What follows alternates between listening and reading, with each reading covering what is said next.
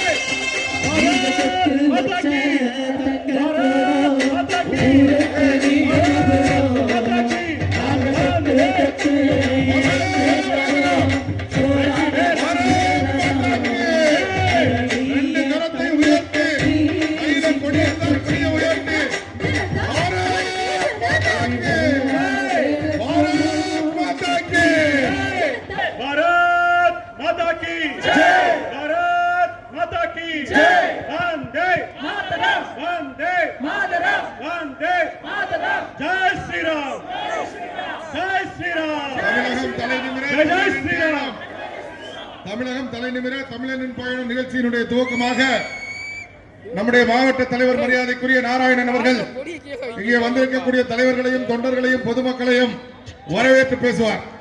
மாவட்டம் ஓசூர், தளி, வேப்பனப்பள்ளி 3 தொகுதியும் சேர்ந்த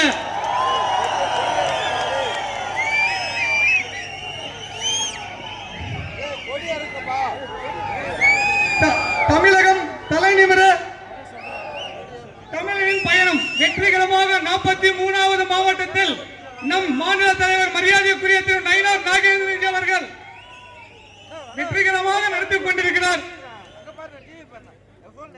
கிருஷ்ணகிரி மேற்கு மாவட்டத்தின் சார்பாக நம்ம மாநில தலைவர் மரியாதைக்குரிய நயினார் நாகேந்திரன் அவர்களை வருக வருக என்று வரவேற்கிறோம். வாஜ்பாய் அவர்களுடைய பிறந்த நாள் இன்னைக்கு இங்க நம்ம மாநில தலைவர் வந்திருக்கிறது.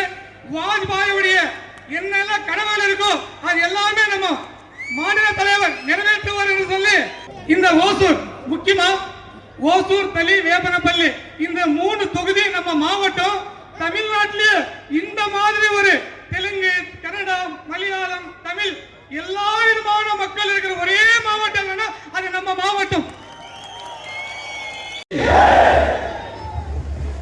இன்றைய தினம் நம்முடைய வாஜ்பாயினுடைய பிறந்த நாள்.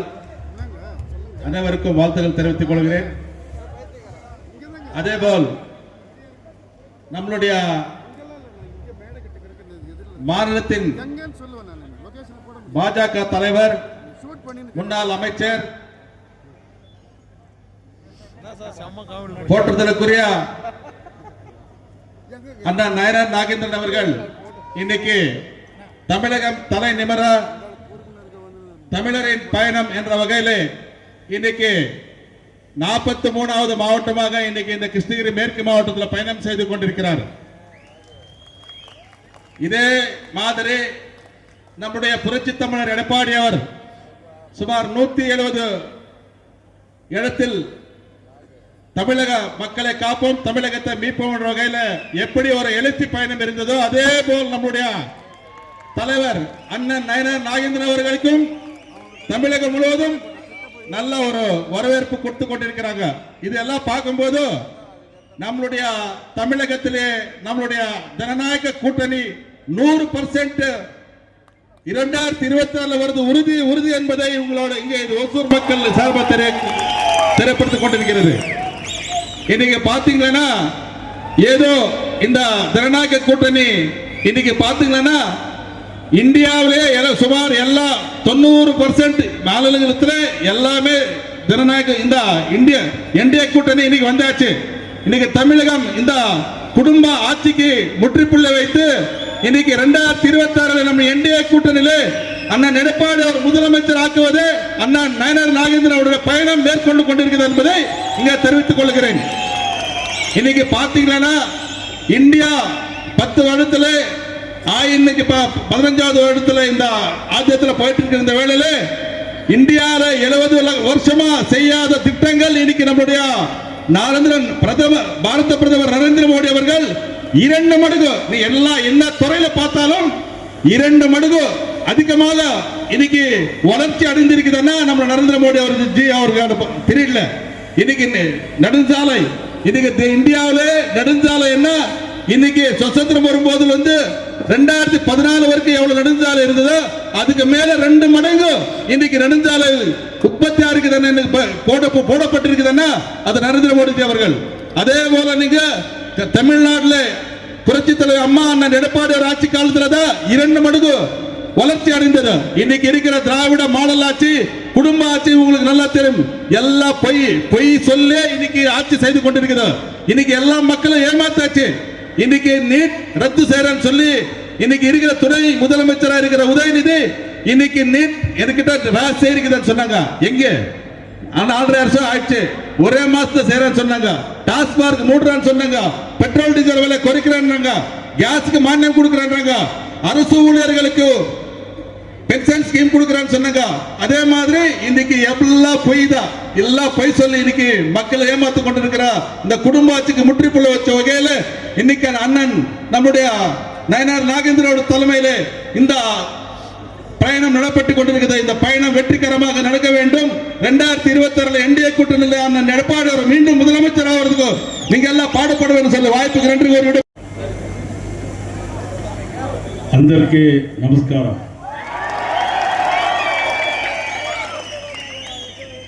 అందరికీ బాగున్నారా?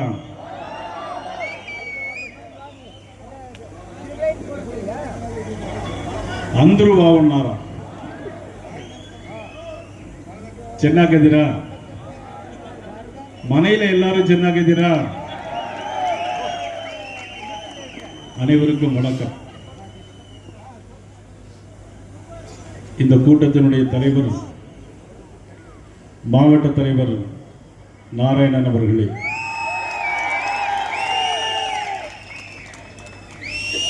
முன்னாள் அமைச்சர், அனைத்து இந்திய அண்ணா திராவிட முன்னேற்ற கழகத்தின் அமைப்பு செயலாளர், எனது நண்பர் பாலகிருஷ்ண ரெட்டி அவர்களே,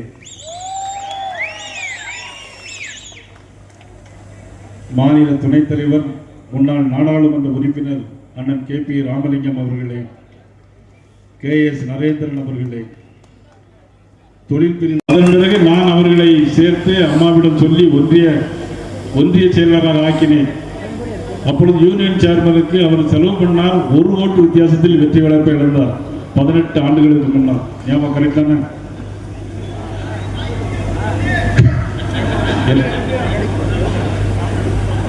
அதாவது அதன் பிறகு ராமச்சந்திரப்பா எப்பொழுதும் கூட இருப்பார், JP கூட இருப்பார். அப்பொழுது அவர் முனிசிபல் சேர்மனாக தேர்ந்தெடுக்கப்பட்டார்.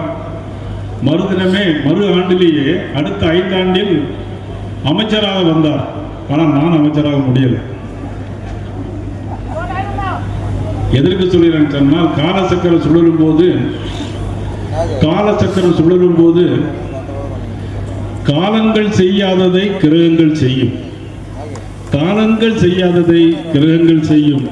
இன்னைக்கு கிரகங்கள் எல்லாம் நம்பக்கம் நன்மையாகவே வந்திருக்கிறது. நிச்சயமாக 2026ஆம் ஆண்டு தேர்தலில்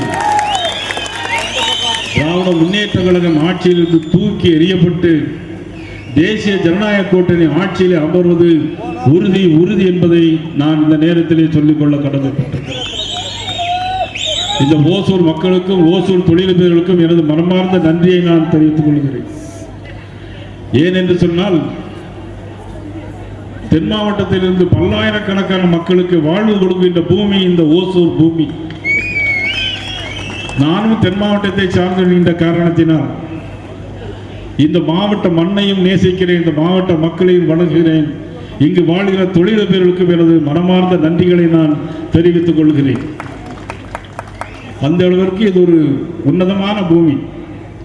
பெங்களூர் பக்கத்தில் இருந்தாலும் அண்ணன் KP ராமலிங்கம் குறிப்பிட்டு பேசியது போல லிட்டில் இங்கிலாந்து அப்படின்னு சொன்னா இது ஒருங்கிணைந்த சேலம் மாவட்டம்.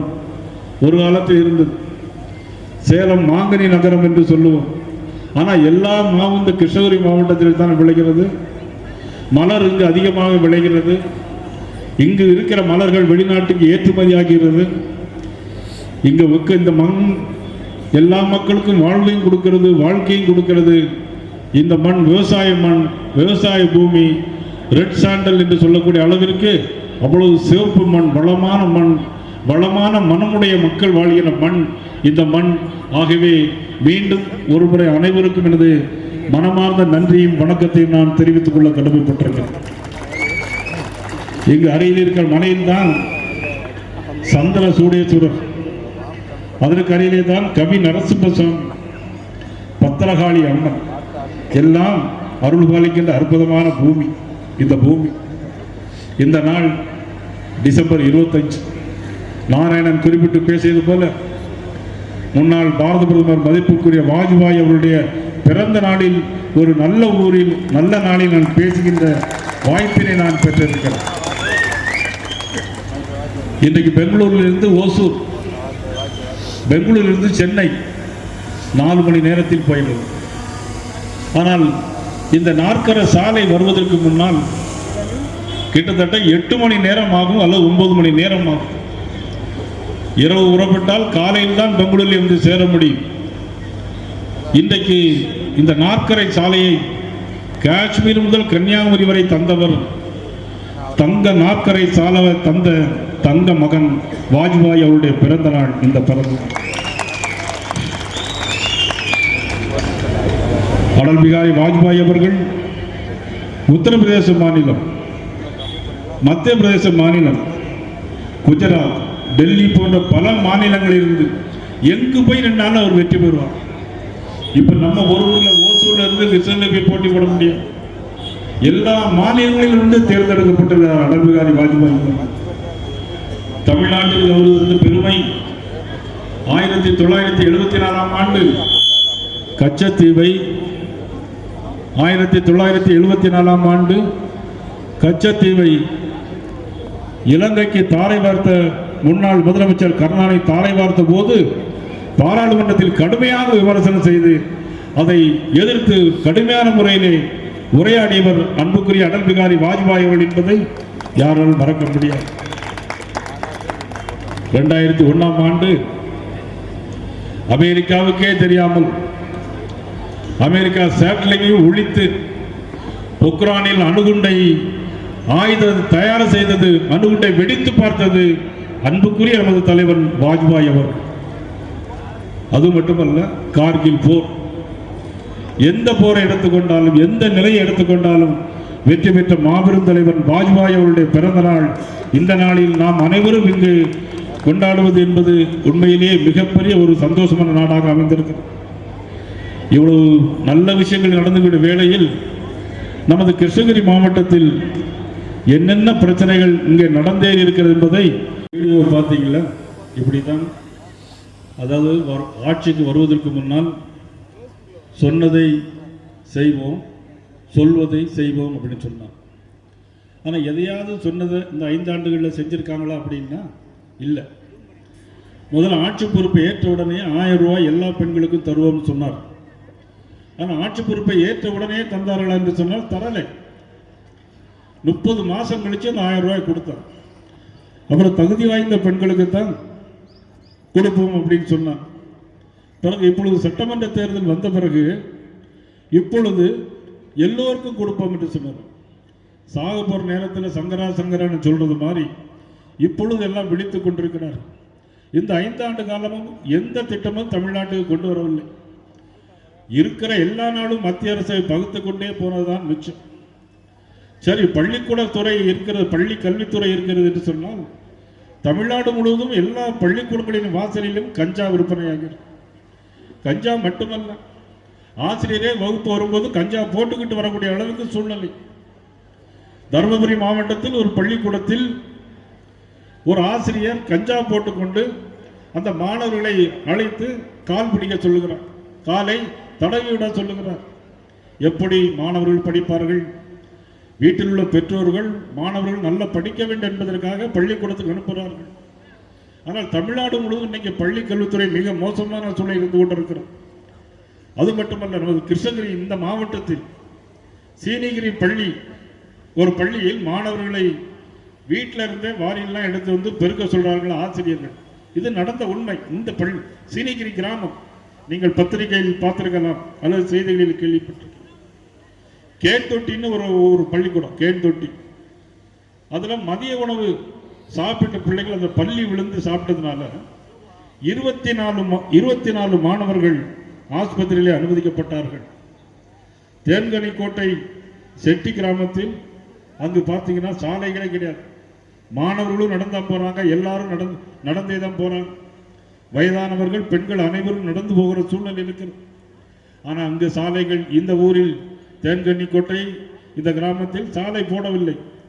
ஆனால் முதலமைச்சர் ஸ்டாலின் அவருடைய மகன் உதயநிதி ஸ்டாலின் அவர்கள் கோடிக்கணக்கான ரூபாய் செலவு பண்ணி கார் ரேஸ் நடத்துகிறார். சென்னையிலே கார் ரேஸ். இங்க காலால் கூட நடந்து போக முடியவில்லை. அந்த அளவுக்கு ஒரு மோசமான ஆட்சி தான் இன்றைக்கு நடந்து கொண்டிருக்கிறது. ஆட்சிக்கு வருவதற்கு முன்னால் என்னெல்லாமோ சொன்னார்கள், எதையும் செய்யவில்லை. ஆனால் இங்கே மலர் வணிக வளாகம் ஒன்று இருக்கிறது. மலர் வணிக வளாகத்திற்கு கீழ் என்ன தெரியுமா பண்ணாங்க? பள்ளிக்கூடத்துக்கு போகக்கூடிய மாணவர்களுக்கு போகக்கூடிய சத்துணவு, அரிசி எல்லாவற்றையும் எங்கன்னு அடைச்சிட்டு இருக்காங்கன்னா அந்த மலர் வணிக வளாகத்தினுடைய கழிவறையில போய் அடை வச்சுட்டு இருக்காங்க. எப்படி மோசமான சூழ்நிலை! சரி, இதுதான் அப்படின்னா உங்கள் தொகுதியில் முதலமைச்சர் உங்களோடு நான் அப்படின்னு ஒரு திட்டத்தை போட்டார். எல்லா பள்ளிக்கூடத்தையும் என்ன பண்ணாங்கன்னா, எல்லா பள்ளிக்கூடங்களையும்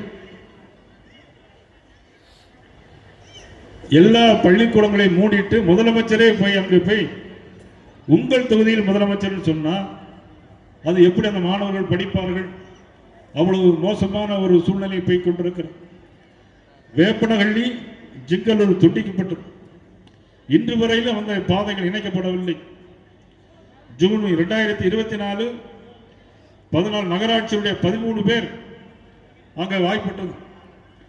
அம்பேத்கர் காலனியில் கீழவரப்பள்ளி என்கின்ற கிராமத்தில் இதுவரையிலும் அங்கு குடிக்க கூட தண்ணீர் கிடையாது.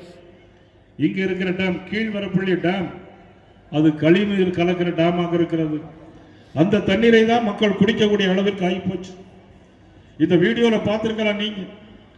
மாம்பழம் அதிகமாக விளைச்சல் வருகின்ற பொழுது, அது விலையில்லாமல் போகும்போது இந்த மக்கள் நிறைய போராட்டம் நடத்தினார்கள். அந்த போராட்டத்தில் நிறைய போராட்டம் நடத்தினார்கள். ஆனால் பலன் ஒன்றுமில்லை. காரணம், திராவிட முன்னேற்ற கழக ஆட்சி கண்டுகொள்ளவில்லை. தேசிய ஜனநாயக ஆட்சி வரும்பொழுது நிச்சயமாக இதற்கெல்லாம் நாங்கள் ஒரு தீர்வு கொண்டாடுவோம் என்பதை இந்த நேரத்தில் நான் உங்களுக்கு தெரிவித்துக் கொள்ள கடமைப்பட்டிருக்கிறேன். கூட்டுறவு சங்கங்கள் மூலம் விவசாய பொருட்களை மக்களுக்கு மலிவு விலையில் தருவோம் என்று சொன்னார்கள். இதுவரையிலும் தரவில்லை. விவசாயத்திற்கு மரவள்ளிக்கிழங்கு, மஞ்சளுக்கு ஆதரவு விலை தருவோம் என்று சொன்னார்கள். இதுவரையிலும் அவர்கள் செய்யவில்லை.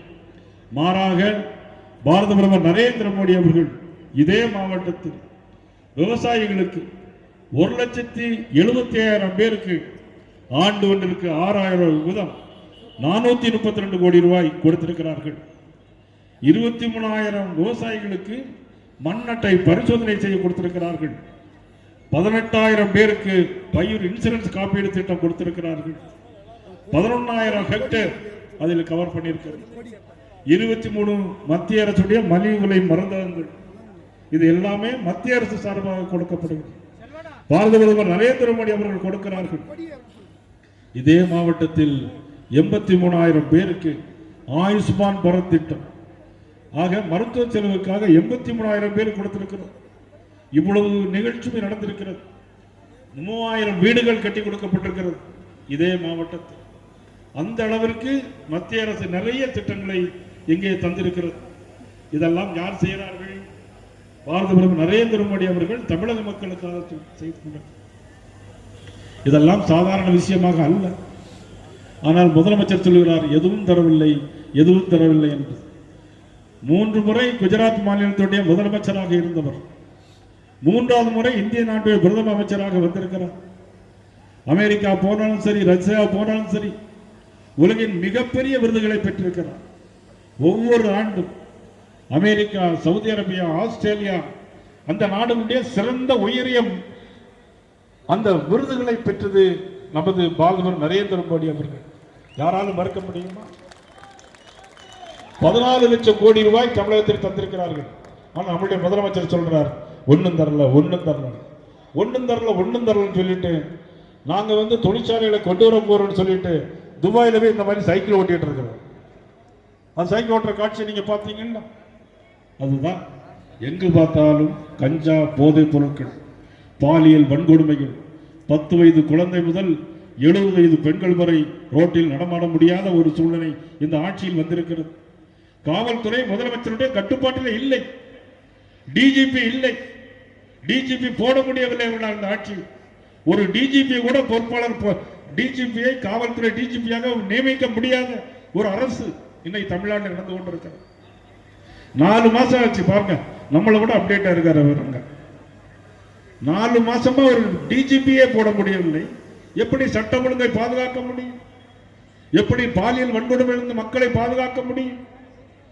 15% குழந்தைகளுக்கு எதிரான குற்றங்கள், 52% பெண்களுக்கு எதிரான குற்றங்கள், 7200 கொலைகள் நடைபெற்றிருக்கிறது இவருடைய 5 ஆண்டு கால ஆட்சி. சொன்னதை செய்வோம், செய்வதை சொல்வோம் என்று சொன்னார். ஆனால் இபிஎஸ் அவர்கள் முதலமைச்சராக இருந்தார்கள். 11 மருத்துவக் கல்லூரிகளை கொண்டு வந்தார்கள் தமிழ்நாட்டிற்கு. 11 மருத்துவக் கல்லூரி, கிருஷ்ணகிரி மருத்துவமனை. ஆனால் இபிஎஸ் அவர்கள் கொண்டு வந்தது, கொடுத்தது யார்? பாரத பிரதமர் நரேந்திர மோடி அவர்கள். எப்படி கொடுக்க முடியும்? ஒரு மத்திய அரசு ஒரு மாநில அரசோடு இணங்கி பணியாற்றினால் தானே முடியும். எதை எடுத்தாலும் மதசார்பை சொல்லிட்டு போலி மதசார்பையை கடைபிடிக்கின்ற திமுக அரசு இந்த ஆட்சி அகற்றப்பட வேண்டுமா வேண்டாமா? இந்த ஆட்சி அகற்றப்பட வேண்டும். கள்ளசாராயம் பெருக்கெடுத்து ஓடுகிறது. ஆட்சிக்கு வந்தால் தேனாரும் பாலாரும் ஓடும் என்று சொன்னார்கள். கள்ளச்சாராயம் பெருக்கெடுத்து ஓடி கள்ளக்குறிச்சியில இறந்து போனது 65 பேர். ஆனால் ஓசூரிலேயோ கிருஷ்ணகிரியிலேயோ ஒரு விவசாயம் பண்ணும்போது இறந்து போனால் அவர்களுக்கு எவ்வளவு தெரியுமா கொடுப்பாங்க? 2 லட்சம் 3 லட்சம். ஆனா கள்ளச்சாராயம் குடித்து இறந்து போனால் 65 பேருக்கு தலா 10 லட்சம் ரூபாய் கொடுத்திருக்கு. அரக்கோணத்தில் 4 பேர் கள்ளச்சாராயம் குடித்து இறந்து போனார்கள். திருவண்ணாமலையிலே 10 பேர் கள்ளச்சாராயம் குடித்து இறந்து போனார்கள். யாருடைய ஆட்சியில்? மதிப்புக்குரிய முதலமைச்சர் அவருடைய ஆட்சி. இன்னைக்கு எங்கு பார்த்தாலும் சாலைகள், தங்க நாற்கரை சாலை என்று சொன்னோமே, நாடு முழுக்க சாலைகளை தந்தவர் வாஜ்பாய் அவர்கள். ஆனால் இவர்கள் ஒரு சாலைகள் கூட போடவில்லை. நமது கிருஷ்ணகிரி மாவட்டத்தில் 411 கிலோமீட்டர் கிராம சாலைகள் பிரதமர் நிதியிலிருந்து போடப்படுகிறது. எல்லா சாலைகளும் பிரதமர் நிதியிலிருந்து போடப்படுகிறது. ஆனால் இவர் எதுவுமே வரலன்னு சொல்றார். அது பிறகு 100 நாள் வேலை திட்டம். 100 நாள் வேலை திட்டத்தில் நேற்று திமுகவினர் தமிழ்நாடு முழுவதும் போராடுகிறார்கள். என்ன நியாயம் இருக்கிறது அதில்? இவருடைய ஆட்சி காலத்தில் 100 நாள் வேலை திட்டம் எப்படி நடத்தினார்கள்? திமுகவை சேர்ந்தவர்கள் அவரே போய் அவர்களே எழுதி கையெழுத்து போட்டு அவ்வளவு பணத்தை எடுத்து விட்டு போய்விடுவார். திட்டத்தை இப்பொழுது 125 நாட்களாக உயர்த்தி தந்தவர் நமது பாரத பிரதமர் நரேந்திர மோடி அவர்கள். ஆனால் இவர்கள் ஆட்சிக்கு வருவதற்கு என்ன சொன்னாங்க? 100 நாள் வேலை திட்டத்தை நாங்கள் 150 நாள் வேலை திட்டமாக மாற்றுவோம் என்று சொன்னார். இப்பொழுது வேலை திட்டம் முடக்கப்பட்டிருக்கிறது என்று பொய்யான ஒரு போராட்டத்தை நடத்தி கொண்டிருக்கிறார். எவ்வளவு அக்கிரம் அதில், எவ்வளவு வேதனை அதில். இப்பொழுது என்ன சொல்லியிருக்கிறார் பாரத பிரதமர் சொன்னா, எல்லாரும் 100 நாள் வேலை திட்டம் பயோமெட்ரிக் முறையில் வேலைக்கு போகும்போது எல்லாரும் அவங்க ஃபிங்கரை கொண்டு அதில் வைக்கணும். அப்போ திருட்டுத்தனம் பண்ண முடியாது, பணத்தை திருட முடியாது, அதில் ஊழல் இருக்காது. ஊழல் இல்லாமல் 100 நாள் வேலை திட்டத்தை 125 நாளுக்கு உயர்த்தி கொடுத்து எல்லாருக்கும் அவங்க அக்கௌண்ட்ல பணம் போயிடும். எல்லாருக்கும் அவங்க அக்கௌண்ட்ல டைரக்டா போயிடும். இதுல இடைத்தரகர்கள் இந்த பணத்தை எடுக்க முடியாது. இது இடைத்தரகர்கள் திமுகவினர் எடுக்க முடியாது என்கின்ற ஒரு நல்ல கெட்ட எண்ணத்தில் இப்பொழுது போராடுகிறார். பொய்யை சொல்லுகிறார். எதெடுத்தாலும் பொய் தான். பொய்யை சொல்லி சொல்லியே ஆட்சிக்கு வந்தவர்கள் இப்பொழுது மறுபடியும் பொய்யை சொல்வதற்காக ஒரு தேர்தல் அறிக்கையை இன்னைக்கு தயார் பண்ணி கொண்டிருக்கிறார். மதிப்புக்குரிய சகோதரி கனிமொழி அவர்கள் நேற்று பத்திரிகையிலே ஒரு செய்தி கொடுத்திருக்கிறார்கள். இனிமேல் கவர்ச்சி திட்டங்கள் எதுவும் இருக்காது என்று. எல்லா கவர்ச்சி திட்டங்களையும் சொல்லியாச்சு. இனி சொல்வதற்கு ஒன்றும் இல்லை. எப்படி செய்ய முடியும்? எல்லா ரேஷன் கடையிலும் தேங்காய் எண்ணெய் கொடுப்போம், இதனால் தேங்காய் விலை கூடும் அப்படின்னு சொன்னார். செஞ்சாங்களா? எல்லா கூட்டுறவு சங்கங்கள் மூலம் சர்க்கரை வெல்லம் எல்லாருக்கும் அனுப்பப்படும் சொன்னார்கள். செய்தார்களா? இல்லை.